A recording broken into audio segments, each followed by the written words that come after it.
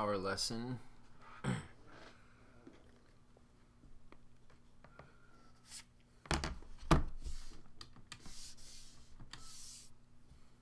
Okay.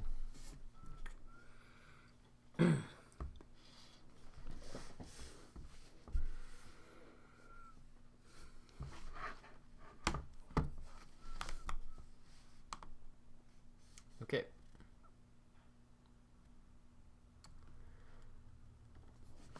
So we started yesterday talking about sequences and kind of just some various types of sequences. Talked about recursive sequences. Did a little bit of stuff with factorial and simplifying factorials. So today we're going to kind of take that and expand upon it a little bit and then move into series. So for our warm-up, number one, find the first four terms of each sequence. This is just about, right, to find the first term, so we're just finding a1, so we plug in 1, negative 1 to the first power, so that would just be a negative, right, and then 3 times 1 is 3, plus 2 is 5, so negative 5. a2, so negative 1 squared would just be positive 1. Great, so 3 times 2 is 6, 6 plus 2 is 8. A3, 3 times 3 is 9, 9 plus 2 is 11. But negative 1 to the third power, so that would still remain negative, so negative 11. A4, 4 times 3 is 12, 12 plus 2, 14. Negative 1 to the fourth power, it's an even power, so that negative will cancel. So my first four terms of this sequence are negative 5, 8, negative 11, 14. And then we could continue on into however many amount of terms that we want, but we're just doing the first four. Also notice that we won't get too much into this, but this isn't. The sequence alternates from positive to negative, right, or negative to positive, because of this negative 1 to the nth power. Okay. So that's just kind of the basic sequence that we talked about just plugging in values and getting the terms. All right. For number 2, an equals 5 minus 2, an minus 1. So same thing. Let's first, I forgot to give you guys the starting amount. All right, let's say A1 is, let's just say 2. Okay, so if you have a recursive sequence where in the equation for the sequence you have a previous term referenced, so you would need to start out with some sort of starting value. Okay, so if A1 is 2, again, that should have just been typed here at the beginning. Then A2, 5 minus 2 times the previous term, which the previous term, A1, is also 2. So 5 minus 4 is 1. Right? A3 is 5 minus 2 times the previous term, but now the previous term is 1. So 1. So 3. A4, 5 minus 2 times the previous term, but the previous term in this case is 3. So 5 minus 6, negative 1. Okay,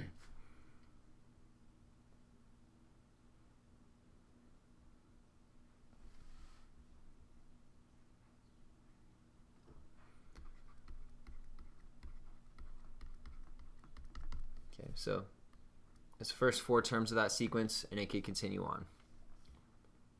But for a recursive stream, for a recursive sequence, you're probably going to use the previous term in order to figure out a calculation for the next term.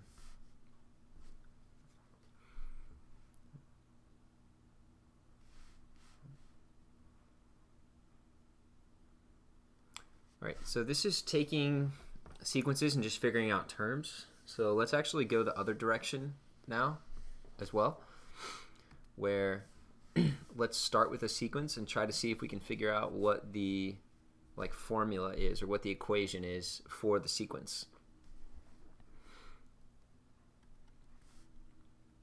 Right, so write the explicit form. So that means we want to know, what is that formula or whatever that will make this down here. Okay, so it's important to note this is the first term, A1. This is the second term, A2. This is the third term, A3. This is the fourth term, A4. And so when we're trying to build this formula, we're remembering that these terms are built using whatever this n is. Right? N is always used in the equation. So 1 is somehow being used to create 2 over 1. 2 is somehow being used to create 4 over 3. 3 is somehow being used to create 8 over 5. Right? Whatever the formula is, if I plug in 4, I'm going to get 16 over 7. So typically, especially if you have a fraction like this, the easiest thing is to consider the numerator and denominator separately. Okay, so for example, let's first just look at the numerators. All right, 2, 4, 8, 16. And it's all about pattern recognition of what do I notice about this particular sequence of numbers, 2, 4, 8, 16. Do I recognize anything that they have in common, or common factors, or anything like that? Okay, and so the thing that really jumps out to me at first is that these are all powers of 2. Right, this is 2 to the first, this is 2 squared, this is 2 cubed, and this is 2 to the fourth. And that matches with this 1, 2, 3, 4, right? If I take if I take 2 to the first, I get 2. 2 to the second would give me 4. 2 to the third would give me 8. 2 to the fourth would give me 16. So I think, and we have to be careful, but I think that numerator will just be 2 to the n.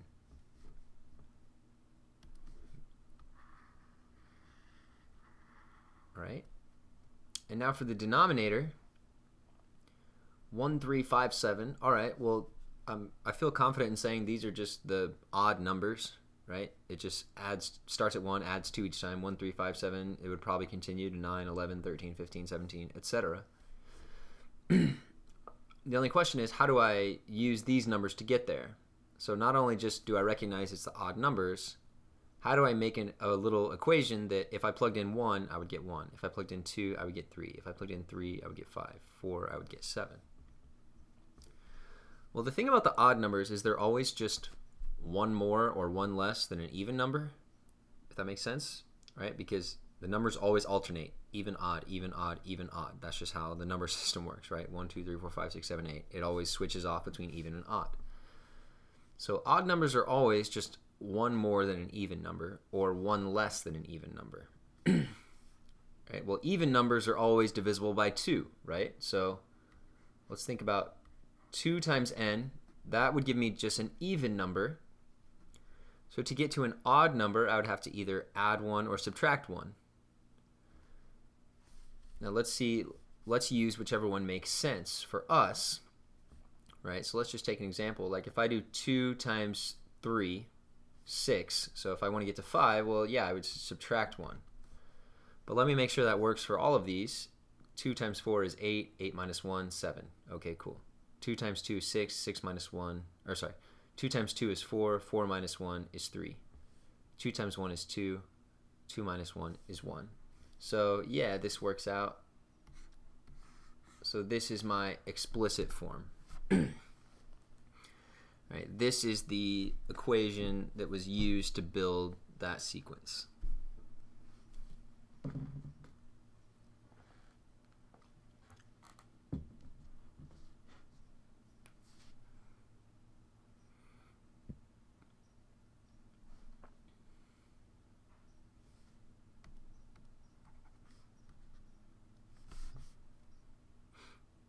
Okay, so again, pattern recognition.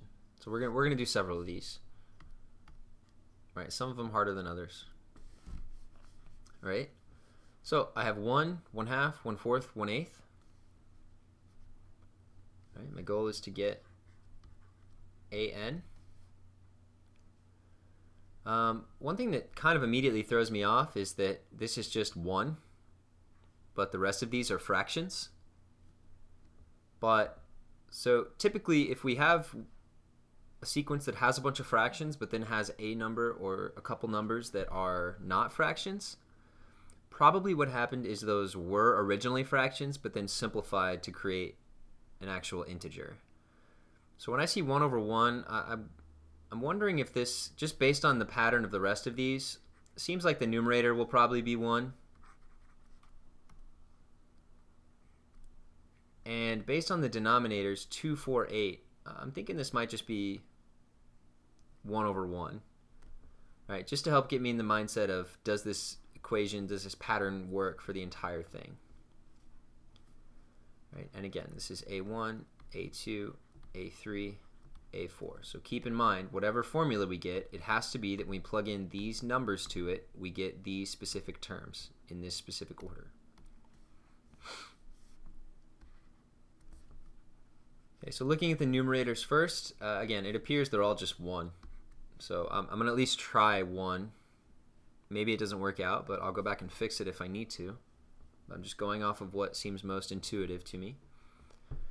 For the denominator, 1, 2, 4, 8. Okay, so again, I'm seeing that these are, looks like 2, 4, 8, just like on our last one, right? 2, 4, 8, 16. They're powers of 2. So maybe another powers of 2 thing. Oh, I lost my, okay. So 2 to the nth power, but this doesn't quite work just yet. Because take a look, let's try, if I do A3, so 1 over 2 cubed, that would give me 1/8.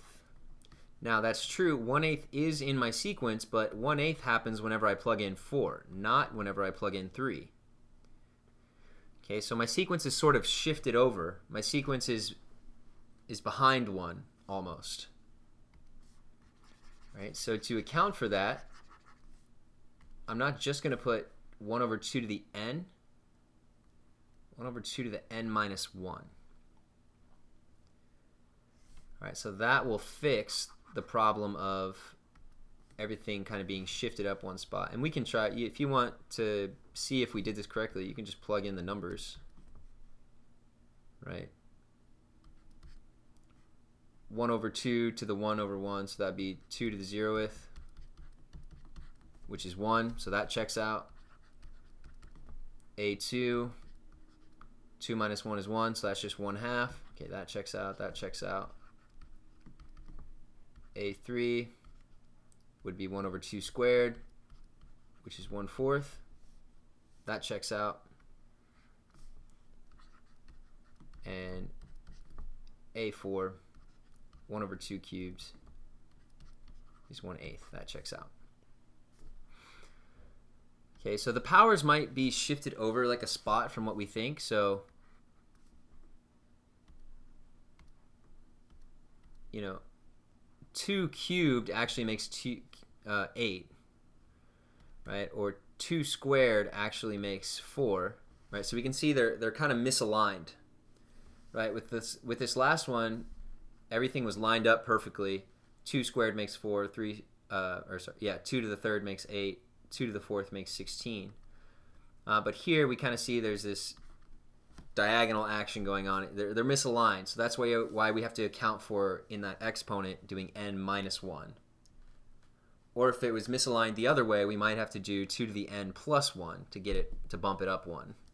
Okay, it just depends. We just have to look at our numbers, do some testing, see what works out. Oh no.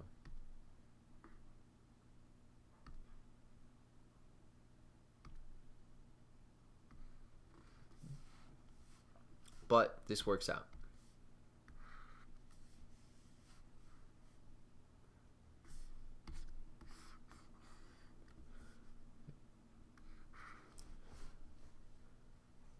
All right, let's try again. Write the explicit form of the sequence. So again, I have this 1 at the beginning, but the rest seems to follow in a pretty good pattern. 4, 6, 8, 10, 3, 4, 5, 6. So it seems like if the pattern were continuing, this would maybe be a 2, 2, 4, 6, 8, 10. And that the denominator is just going 6, 5, 4, 3, 2. So I think it makes sense to think about this 1 as a 2 over 2. Is it required to check every sequence? No.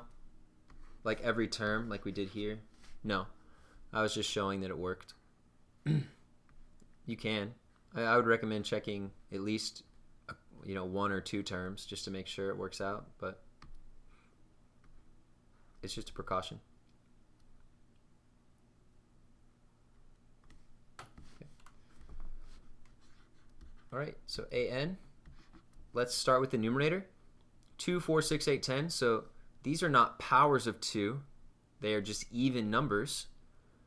So remember what I talked about before. For an even number, we know the commonality of all even numbers is that they are divisible by 2. So a good expression that I can write to represent even numbers is 2n. And that should work here with our A1, A2, A3. Right? 5 times 2 is 10, 4 times 2 is 8, 3 times 2 is 6, 2 times 2 is 4, 1 times 2 is 2. I think that works for all the numerators, but let's check to make sure our denominators work too.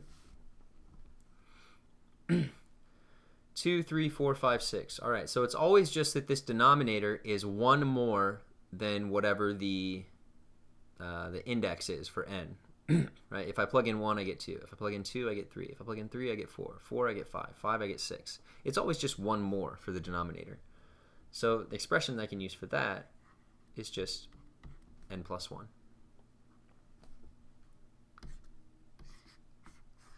Right? And we could go through and check all of those. So the difficulty, this one is not so bad, but the difficulty would be in, if you look at like these fractions, these are not simplified, right? 6/4 is 3 halves. 10/6 is 5/3. So the question would be, not only could you do this and figure out this pattern, I think you could, I fully believe in you, but could you, if it didn't say 6/4 and 10/6, but if instead it just said 3 halves and 5/3, would you be able to look at those and say, because then that looks much less, so 8/5, 4/3, 1. If you're just looking at this, it's much less obvious of a pattern, at least when you look at it immediately. Right? 4, 3, 8, 5, or 3, 2, 5, 3, it kind of seems more random almost. Right?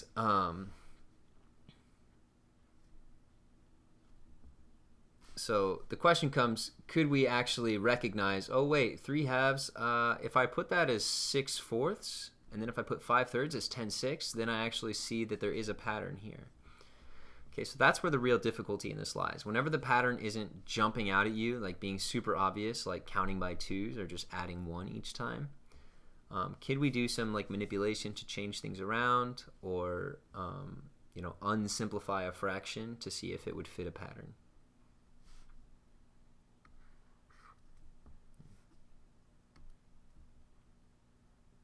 Okay. Let's keep going just for more practice. Okay.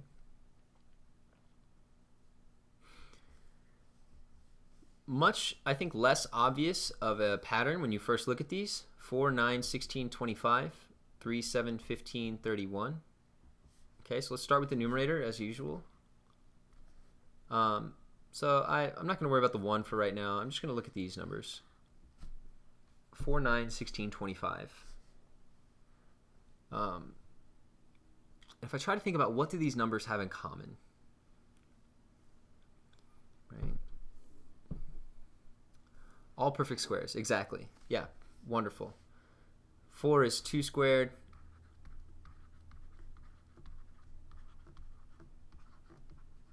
9 is 3 squared. 16 is 4 squared. 25 is 5 squared. And I see that lines up perfectly with the placement of each term. A2, so the 2 squared 4. A3, 3 squared 9. So I'm thinking my numerator should just be whatever n is, square it. Now that would mean that this numerator up here is just 1, right? 1 squared 1. So let's see if that works out.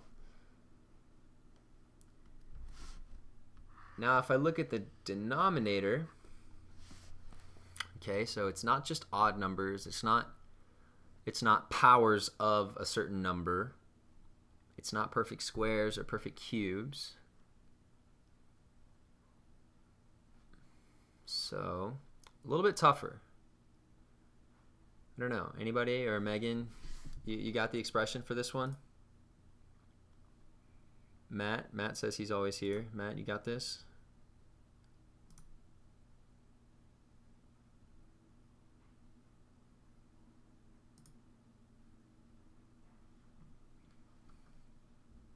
Where you at, Matt? Don't have it.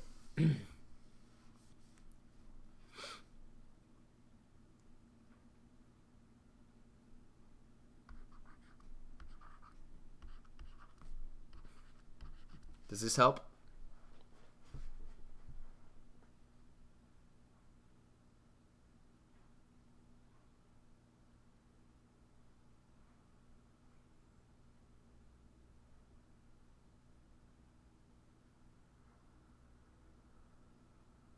Yes, okay.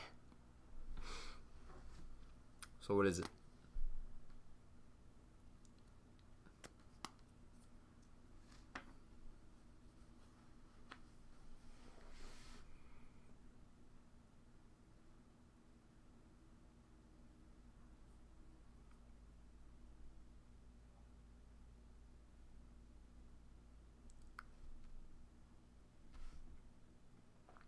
Okay.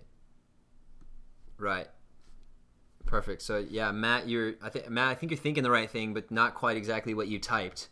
It's not n squared minus 1. It's 2 to the power of n and then minus 1. Or I think you just flip the n and the 2 here. But yeah, so if we take like 2 squared 4, but then subtract 1, we get 3. Or 2 cubed would be 8, and then subtract 1, you get 7, and then so forth and so forth. Now, again, let's double check this first one. So 2 to the first power is 2. 2 minus 1 is 1. So that denominator, 1 over 1, yeah, that would make that first term 1. So it works.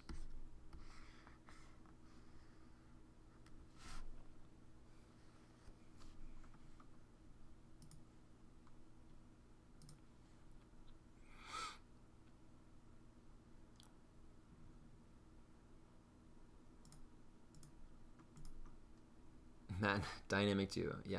Oh, I'm just now, wait a minute. I didn't see any of these messages before.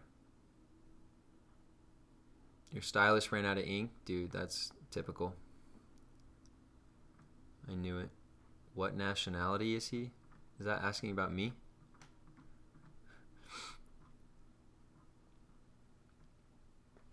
Dynamic duo. The people I can always count on. Yes. Mexican. Do I not just look like a normal white guy, though? I'm surprised that you thought that or even knew that I was some nationality other than just white. Caucasian. All right, here's the real kicker. Here's where we need the big dynamic duos coming in. Asian, right, yeah. From Taiwan.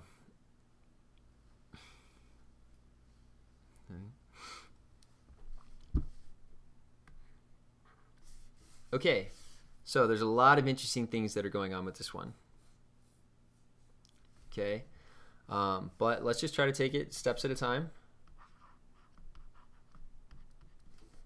Okay, let's remember, so this is A1, A2, A3, A4, A5, and we know that to get each of these terms, these are the numbers that we're going to have to plug in. So plugging in 5 will somehow get me all of this garbage. Plugging in 2 will somehow get me all of this.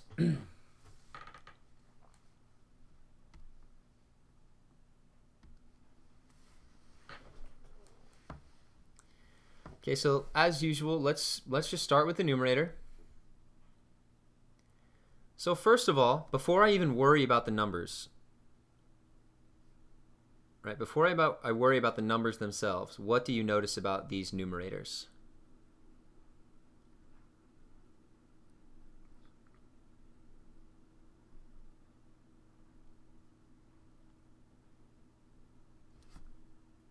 Negative. What do you mean?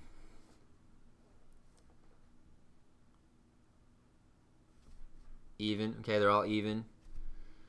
Negative, positive pattern. Okay, yeah. So, let's go back. These all go, they alternate, right? It goes from negative to positive to positive to negative. So that's something that we had in our warm-up, right? This sequence here I talked about alternates between negative, positive, negative, positive. Well, how did we get it to do that? We had this piece, that -1 to the nth power. Since n alternates from even to odd, even to odd, even to odd, that means that power will make the negative either stay or cancel, stay or cancel. So before we even worry about the numbers, I at least think that numerator should have a -1 to the nth, because that would make odd power should make it negative, even power positive, odd power negative, even power positive, odd power negative. Okay, so that's a good start. So that deals with just the positive negative part of it. But now let's deal with the actual numbers. Okay, so this is a very similar style of what we just talked about with our last one, with that denominator on the last one. Okay, does anybody see it for this or for these?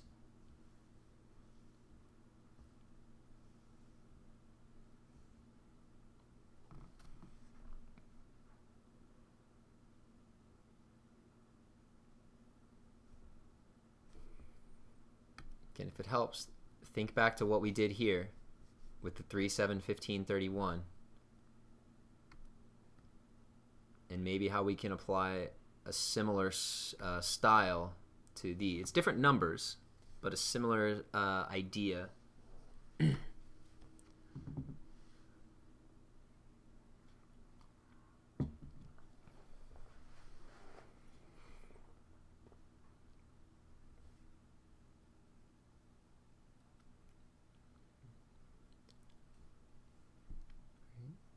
Maybe not. But again, does it help if 2, 8, 26, 80, 242, I recognize are all very close to powers of 3, right? They're all one below a power of 3. So 3, 9, 27, 81, 243. These are all powers of 3. Okay, so we're going to take 3 to the nth power, right? 3 to the first, or 3 squared would make 9, but then to get to 8, subtract 1 away from it. Or 3 cubed would be 27, but then to get to 26, subtract 1. 3 to the fourth, 81, subtract 1 gets you 80. Right? And maybe you didn't know the 243, 242 off the top of your head, but 3 to the fifth would be 243, subtract 1, you get 242. Oh wait, why did I put that in the denominator? Sorry, that's the numerator. 3 to the n minus 1.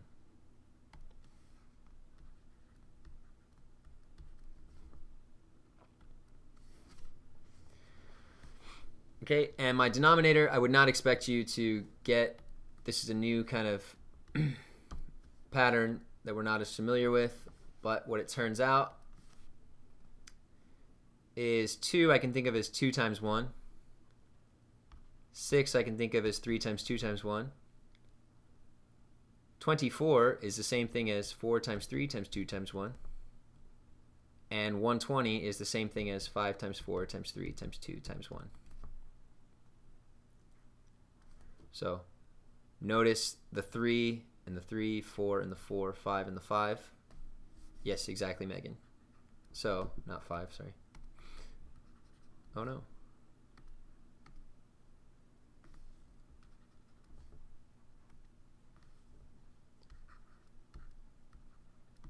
So n factorial. Yep, perfect. Right, and remember 1 factorial is just 1, so it works with that one too. So here's my sequence. This was a pretty complicated one.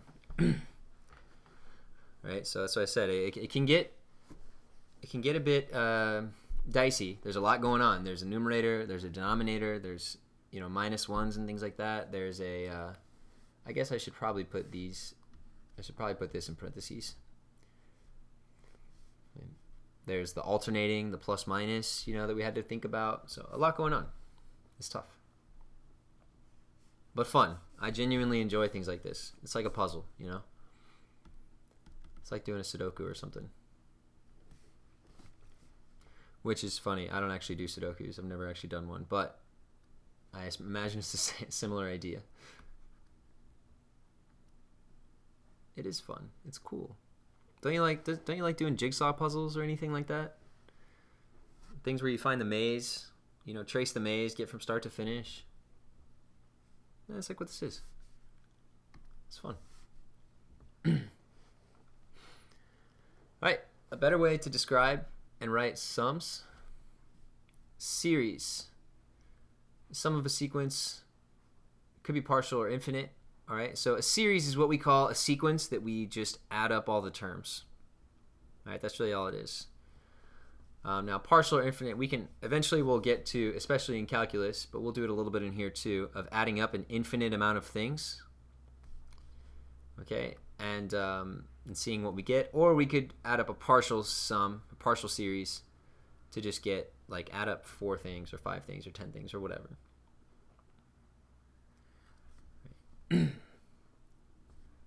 What? Here is our sigma notation. Right, so this is what a series looks like in terms of using this sigma notation. Right, this is the Greek letter sigma, this green thing right here. Right, technically an uppercase sigma. And then there's other pieces throughout here as well. So this bottom number tells us what number we start at. The top number tells us what number we end at. K is just some formula that we're plugging into. Right? I guess that's probably not. These K's should be different. K is the index. It's like a counter. Some books use I. You'll see K, I, J here, N, M. This letter down here can change to many different things. It doesn't particularly matter. And actually, to be more specific, let's change this from K to AN, because this is some sequence. The difference between a series and a sequence is a series just takes the terms from a sequence and adds them all together. Okay, that's really the difference. All right, a series just takes that list of numbers that a sequence is and then just adds them up.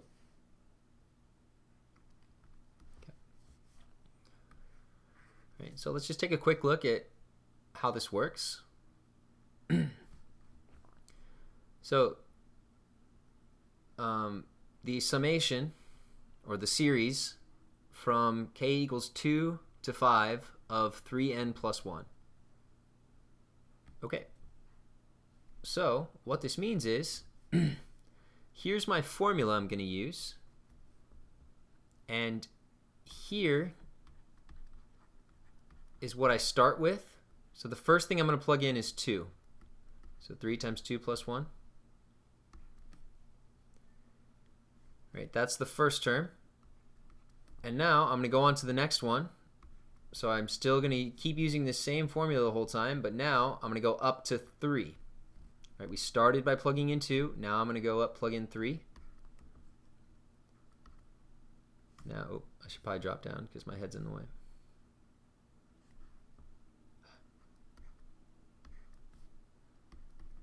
Okay, so now same formula, but I'm going to plug in 4. So 3 times 4 plus 1. And then finally, same formula, but I plug in 5. So 3 times 5 plus 1. And we stop here because this, kind of like a bound or an index, tells me, this upper number here tells me when to stop. So after I plug in 5, then I'm done. All right? And then the last thing I would need to do is just, well, actually calculate these and add them all together. So 3 times 2 is 6, 6 plus 1 is 7. The second term, 3 times 3 plus 1 is 10. 12 plus 1, 13. 15 plus 1, 16. Okay, so we get 46.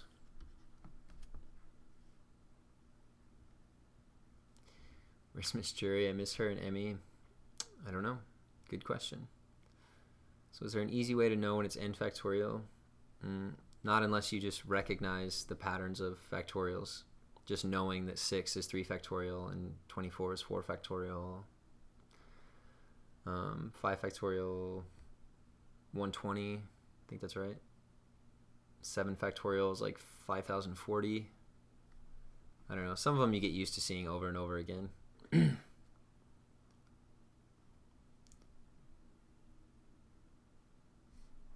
So this is the summation. Right? So remember, all that this sigma tells us to do is to just add all this crap together. Right, I don't know why I put it on this one.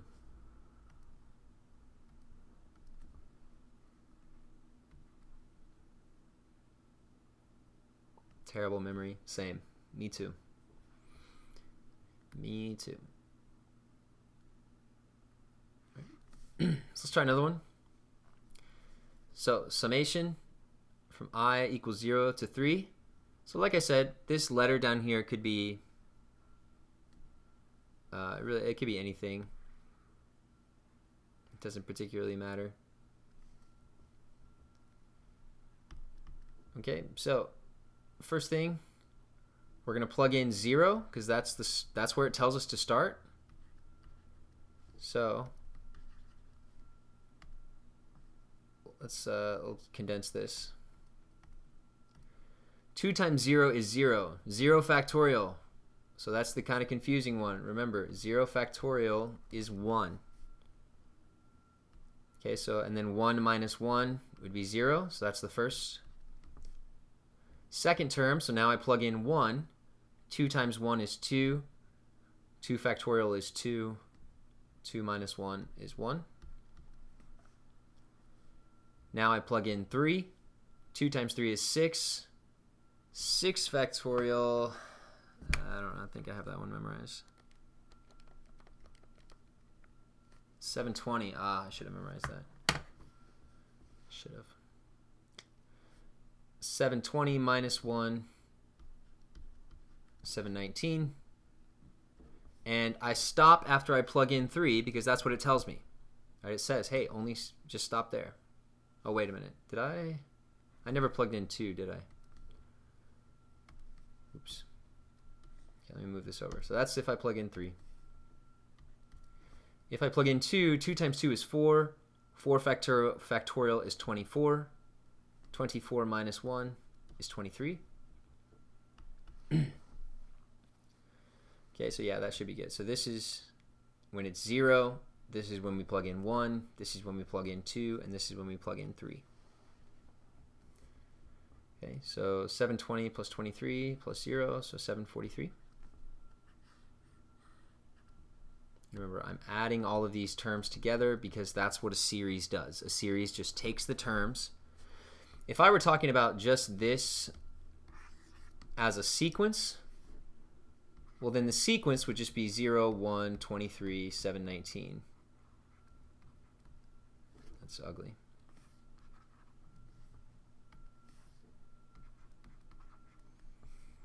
Right, this is the sequence, But a series says, okay, take all those numbers, now add them together. All right, so they're very closely related. It's just a matter of one of them adds a bunch of stuff together and the other doesn't.